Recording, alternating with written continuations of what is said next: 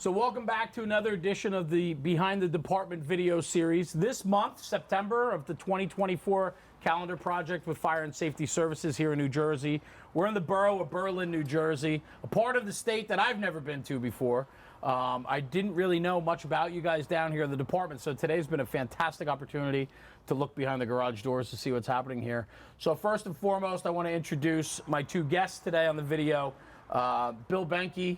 Bill's the Deputy Chief and Fire Marshal for the Borough of Berlin. Yes, sir. And then Mark Maloney, the Battalion Chief here with Berlin. Chief, thanks for having me. You were just doing the Behind the Build series with me before on Squad 21-1, so it was a lot of fun walking around and seeing the new build. But one of the things, and the reason why I like to sit down and kind of do the Behind the Department video series is because it paints a picture about the department that we're meeting with. I can walk around the truck and talk equipment, talk operations, strategy, tactics. We can talk why you built the truck you did.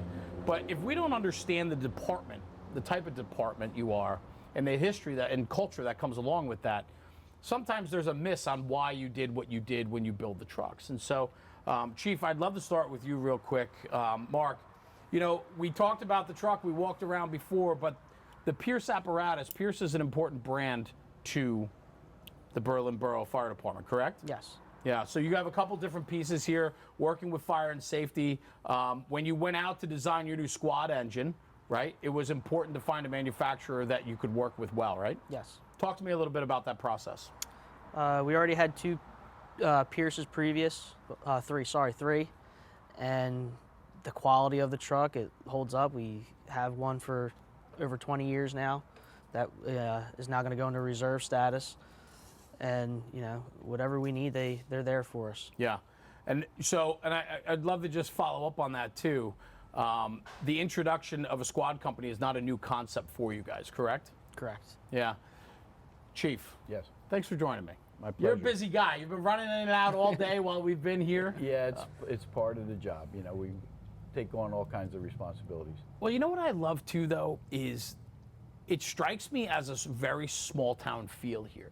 But it's a very busy fire department. You're a home response department. Yes. You're doing upwards of 800-900 calls a year, I think somebody had said at one point through conversation today. That is a very busy home response department. Yeah, I believe this week, or past 2 weeks, we're over 50 calls for the past 2 weeks. It's a lot. It is a lot. It's a lot to for ask a of your people. Organization, it's a lot. Yeah. Yeah. And for you, and what I'm getting at is there's still this sense of small town feel here. You ran out, run over to town hall to do something. You had to pick up the phone a couple times. Like, you've had your hands in a lot of different places throughout the history of the department, your town, your borough, right? And so on. For you to see the growth from where you started, you're going to be a 50-year member, I believe you said? Yes, that's correct, yeah. Entering my 50th year here. Big changes in 50 years. A lot of changes. Talk to me about that. Well, going back to, you know, through the history of Berlin Fire Department, this was a small town, very small town. Yeah. Going way back, the fire department actually was established in the early 1900s, and it was combined with our neighboring town, Berlin Township.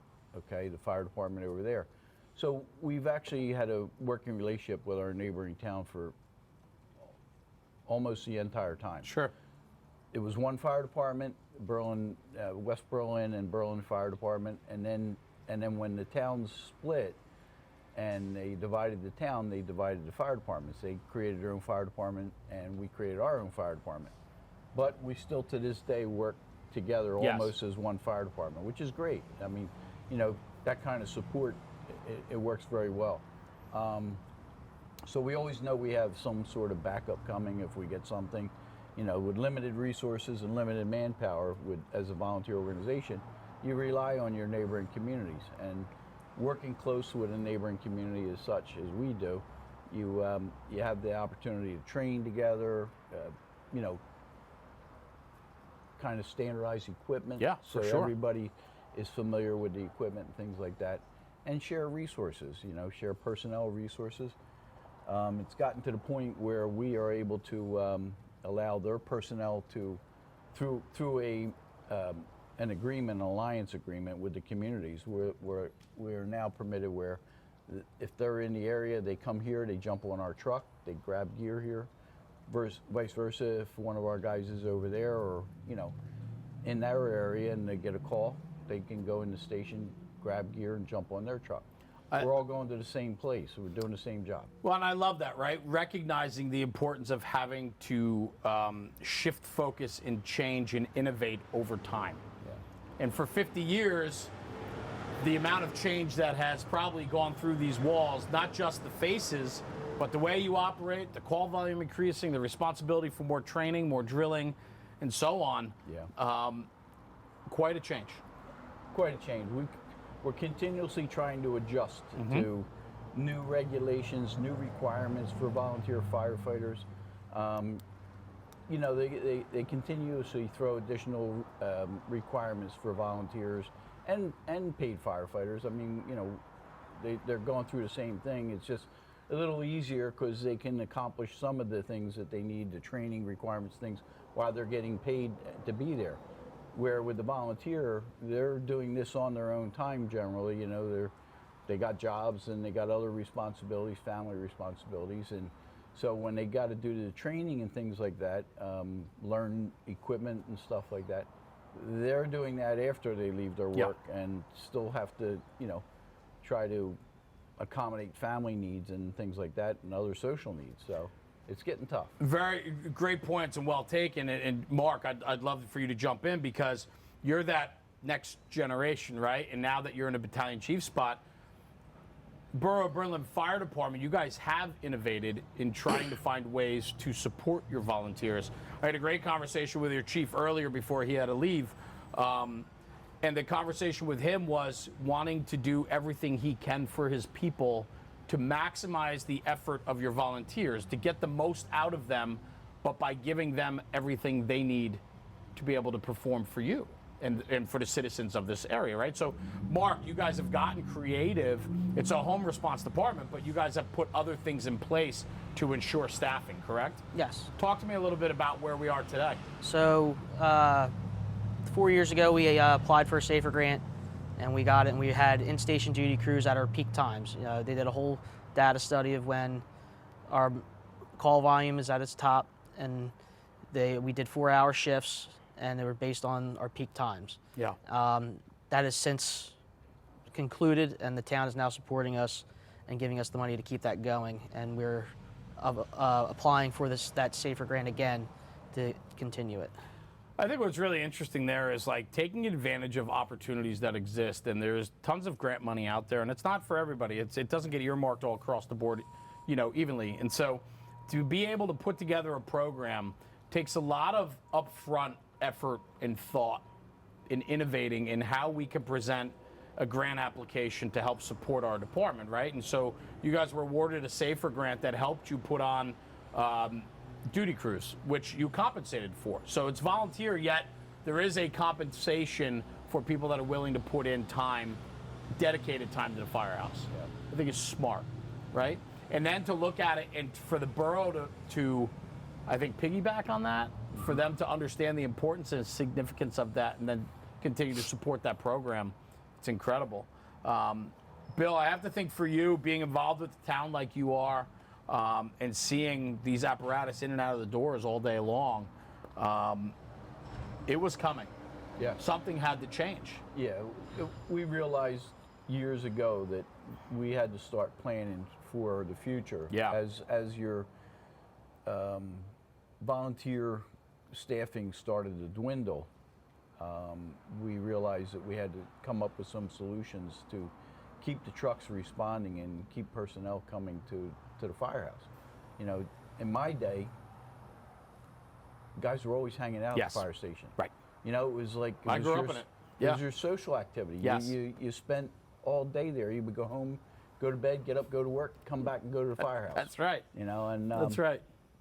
times have changed, and That just doesn't happen today. I mean, you still have that core handful of people that still show up at the firehouse and get most of the stuff done that needs to be done. But always been that way. yeah, it's always been that core group. But you know, they're not, even those guys don't have the time to spend here like we used to do. You know, I mean, you know. I do get it. I think what's important though is like 50 years and 16 years, Chief. Yep.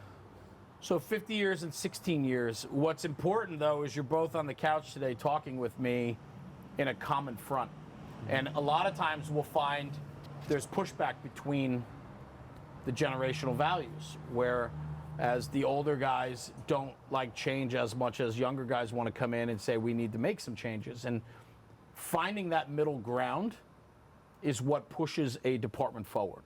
Yeah, I agree. And I think at times we're our own worst enemy, where we'll fight each other for the sake of protecting what we think is the right thing, when in fact we need to pivot and change focus and change, you know, our trajectory. I agree, and I think you have to have an open mind. The older guys have to have an open mind as to their ideas, okay? Because they come to you with some good ideas. Yeah. They may not work for you, but you got to hear them out. Yes. You know what I mean? A lot of times, you know, if you're a veteran or a fire officer that's been around a long time, you listen to what they got to say. You don't just discard it and say, no, you know, we're not doing it that way, or we're not going to change, or this or that.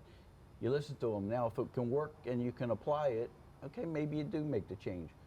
But sometimes you have to evaluate whether or not it's good enough for your organization to make that change, or whether it's going to really have a negative impact. Yeah. And we try to hear them out, okay? And it's always been our philosophy: hear what they got to say, let's evaluate it, give us your points of interest, and say why you think this would be better for us. Just give you an example. Say, guy comes in, he sees this new nozzle that's out there. Sure. And he says, you know, we need these. This is, you know, this is going to improve our, you know, our fire attack, and we can do this and we can do that. All right, well, give us your points. Tell us why we need this, and, you know. And then if it works and we all agree on it, we'll discuss it amongst the officers, and if we all agree on it and, you know, the information they brought to us is valid, then sometimes we'll implement it. Yeah. But sometimes just making change for the sake of change Yes. isn't a good thing, okay? Because it sometimes it can discourage some of your other members from coming around, because they're like, you know, why are we moving all this stuff, and why are we changing this and all this stuff, you know, and I can't keep up with it. And that's kind of a thing you got to keep in the back of your mind. I couldn't agree with you more. And in fact, I want to double down on that. And it's finding that balance. I talked about that common ground, but it's finding that balance where change for the sake of change is not good change. Right. Change needs to point us in the right direction. We need to head north, and we need change to help us get there. And I think a department that has a culture that allows for the younger generation to offer ideas, and for them to empower their younger members to bring in ideas and say, us as a department, let's vet this. Could this be beneficial for us? Right. Right? A lot of times we're quick to say no. A lot of times we're not interested in change. But we have to change. You're running 800-900 runs a year from a home response department, and now we're starting to see membership drop off, and we're starting to maybe drop a call here or not get the proper staffing. If we're willing to not listen to alternatives, we're never going to get ahead. And we have one job here, Chief, right? Mark, this is about the public we serve. And so the duty crew program you guys put into effect, you're talking about maybe expanding it a little bit more, looking at other opportunities. I love that you guys have partnered with an adjoining district or town in saying, we operate together, we're running together, why not be together? I think it's smart. I really do. Mark, has it been a challenge as a younger, 16 years? I mean, you got your feet wet. You've been in the fire service 16 years, second generation, I think you said, Yes. too? You're still young. So you bring a lot of ideas to the table, I'm sure. Mm-hmm. So it's got to be, I'm sure there's times there's this. Every department has headbanging too, right? We walk away from meetings and, drill nights going, we're not making any progress. And then there's other nights that just, this is great, we're making progress. For you in a battalion chief position, I love when younger guys can get to a position where they can start affecting change and influence, because I think change and influence has to come from the table we're all sitting at. And so for you to be there, it's got to be fun. Absolutely. Yeah, like the younger guys, some are a little more comfortable coming to me because Yes. I'm from not their generation, but not also the older generation. And, I can kind of hear them out because I've been around here my whole life from Sure. when my dad was here and have gone up through the ranks. Even 16 years ago, it was a lot different.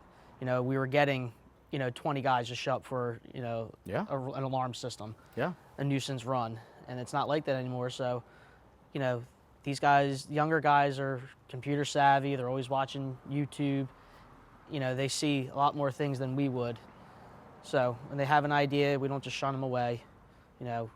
We see how it would work for us. A positive culture will empower their people. Yeah. A negative culture will keep their people down, right? And I think what's really fun about that, guys like Josh off camera, he's been with us all day today, right? He's part of the duty crew. He's here today. He's hanging out with us. He's had some great insights too today, talking with him and just kind of hearing the way about Berlin and how it is. And I think it's important. I think the one thing I do caution though, and Bill, I think you would agree is, and you alluded to it before, is change for the sake of change is not always great. What we have to do is vet the change. And I think patience is required, and today we lack patience. And so that's really a big part of the conversation is you want to find that common ground. The older guys and the younger guys need to have patience. Try it, see if it works, and then we can enact it. Not everything's an overnight success. No, there's always going to be change. Yes. Things are constantly changing. There's always going to be change. But you need to control your change so that it's something that's good for you. You don't, like I said, you don't want bad change, things that are going to negatively impact your organization. And that's why we vet this stuff. We try to see if it's going to work for us, and if it's going to work for us, then we'll implement it and put it into work. Yeah. But if it's not going to work for us, or if it seems like it might have a negative impact, then let's just table that for now. You know what I mean? I get it. I just, culture is so important in the fire service. I think we're very fortunate in the Northeast. Even southern New Jersey, I consider it the Northeast. It was a joke. Yeah, Northern, southern Jersey, it's a whole thing. Know. It's 2 states. But yeah, this is Pennsylvania, I think, right? Yeah, right? Yeah. Anyway, my point is that, culture, we're very lucky in the fire service to have the culture we have in the Northeast. Yeah. A lot of fire departments, you said early 1900s, so steeped in tradition, right? You look around this firehouse, the equipment is impeccably clean. The floors, we met that gentleman before. I mean, the guy took great pride in making sure the trucks are cleaned, the floors are done. And this is a retired gentleman that's here because he wants to be here. Yeah. And then where we're sitting is such a cool setup, right? It's like, this is the back of the bay, they call it, right? Behind the apparatus, the recliners, the couches, the gear all lined up and put together. This promotes firemanship. This setup here promotes conversation. Yep. And brotherhood. I agree. I love it. The old days, the guys used to sit on the beaver tail of the fire truck. Right. And that's where you would have all your conversations and talk about stories and stuff. And that's the reason we put the seating in here. I love it. We all used to meet in the back room, and you never got that same atmosphere as you did in the engine room. Agreed. So we put the seating in the engine room. The guys, it's just like the old days sitting on it. You'll hear the guys out here kidding around with each other, and it just builds that camaraderie, It really does. I couldn't agree with you more. Yeah. I mean, I think that if you have the space to be able to do, I don't have this space in my firehouse, but we're always at the front bumper after runs, after training, right? We rarely go inside the building anymore. We're typically out in the bays the whole time, right? And so on. Mark, representing that younger generation as the battalion chief here and so on, this part of the firehouse has got to be a lot of fun for you guys. Yeah, so, the running joke is, every time we get a call, it's like, normally a call takes 20 minutes tops. Right. Time to dispatch, you go out, handle it, come back, 20 minutes. But you're here for 2 more hours just sitting here, busting each other's chops, just hanging out, talking about anything, just trying to solve the world's problems. And we often do, right? Like, so much good comes from something like this. I think what we're starting to lack, and I'm so grateful that you said that, because I'm finding that I don't have that time anymore to hang out after the run. After training, it's like I'm off to the next thing already. Yeah. And I know people are squeezed for time. So to create an environment where it's comfortable, you might be able to squeeze that extra 10 minutes out of a guy. Yeah. And for guys like yourself with some experience, especially you, Bill, 50 years, you bleed for this place. Like this is your home. Yeah. So for you to talk with one or two of the new kids and feel comfortable in doing that, and they're comfortable because the environment promotes that, that's how we win. Yeah, that's how we get forward. I agree. Yeah. I agree. It's your firehouse family. It is. Yeah. This is your extended family. These members, these younger members, they're like my children. Yes. They really are. I mean, as a chief here, I've been called by our members, that have been stopped by the police or, their car broke down. Everyday things. Why don't you call your parents? Right. No, I figured you'd help me out, Chief. Yep. That kind of deal, and it feels good. I've been there. I get it. And it's, again, it's all part of that brotherhood that's built on the fire service. And we need guys like you to be present and instill those beliefs and values into those next generation. Yeah. We need them to understand that you are to bend over backwards for your fellow brother or sister, and that's your job, and that's our obligation to one another. And, again, it's evident here. Yeah. The culture is positive, it's exciting, and it comes through in the build. Just to kind of bring it back around to the Behind the Build series that we did with your squad engine. It represents who you guys are today. Rescue, truck, and engine, all those disciplines can be handled by your first two squad company going out of here with either your duty crew or your home response guys. It's a win. Yeah. It's a win. I agree. Good. Well, I want to thank you both for a little inside look into the Borough of Berlin's fire department here in southern New Jersey. It's been a real treat for us today. Sebi and I, we get to do this. We get to travel all over the country, not just New Jersey, but all over the country, talking and meeting guys from different fire departments and seeing how they operate. I will say that this has been a memorable day. There's a lot of greatness here. So I challenge you guys to continue with that and keep pushing forward. Well, thank you. It was our pleasure to have you here today, and we hope we got you the information you were looking for, and it was enjoyable having you here today. Yeah, well, I appreciate that. Thank you. And I think, ultimately, to kind of wrap is like promoting firemanship and talking about the departments that are doing all the good. We focus so often on the negative that the good stuff, this stuff, often gets overlooked. Yeah. Or overshadowed by the bad. Yeah. One thing I forgot to mention. Yeah, please. That we also implemented, and we try to push this forward. We'll have like seafood dinner night here for all the members and their family. To bring your kids, bring your wife. Sure. And it'll just be our guys cooking, and we'll have a little get together. So for all the members, we do what, 2 fishing trips a year? One or two, yeah. 2 fishing trips a year where everybody goes down to the shore, jumps on a party boat, and we all go fishing together. I'm available, so you let me know. I'm Whenever in. you All right, want. I'll bring the coolers. How about that? But Sounds again, good. I'll bring the This coolers. is all part of the team building. Absolutely. We discuss different ways to try and get all of our guys together, so that everybody feels that brotherhood, and these little things that you do to enhance that, keeps these members active and keeps them coming around. I couldn't agree with you more. We need to, we have to be conscious of our volunteers' time. Yeah. Right? And we know they're being pulled in 1,000 different directions. So when they're here, regardless of if it's an activity, fire call, training, required training, whatever it is, right? You guys being here today with me, right? We have to make sure it's beneficial and worth our volunteers' times. And I think that's where solid leadership and a strong foundation will allow you to focus on your members and be conscious of what you're giving them. We need them to be here. They're being pulled in 1,000 different directions. This might not be a priority compared to other things in their life. How do we make this more of a priority? And what can we do to make their time beneficial for them being here? Yeah. No, And if it's couldn't fishing or it's a seafood dinner, if they come, make it an enjoyable experience. Yeah. Laughter. Keep the negativity away. Mm-hmm. Keep it positive. Yeah. Lift people up. I think that's what's really important. Yeah, I agree. Yeah. I agree. Awesome. Guys, thank you very much for opening your doors today to us. Battalion Chief Mark Maloney and Fire Marshal and Deputy Chief Bill Behnke. Thank you, brother. Thank you. Thank you, Chief. I appreciate it. Guys, thanks for tuning in. This has been the Behind the Department series with Fire and Safety Services, the local Pierce dealer here in New Jersey. Thank you for tuning in. This is the September issue. And again, get out and get to know your fire companies. Get out and get to know your fire departments, the tradition and culture that drive them. I think it's important, and we can't lose sight of that. So thanks for tuning in. We'll see you at the next one. I'm Jeremy, National Fire Radio.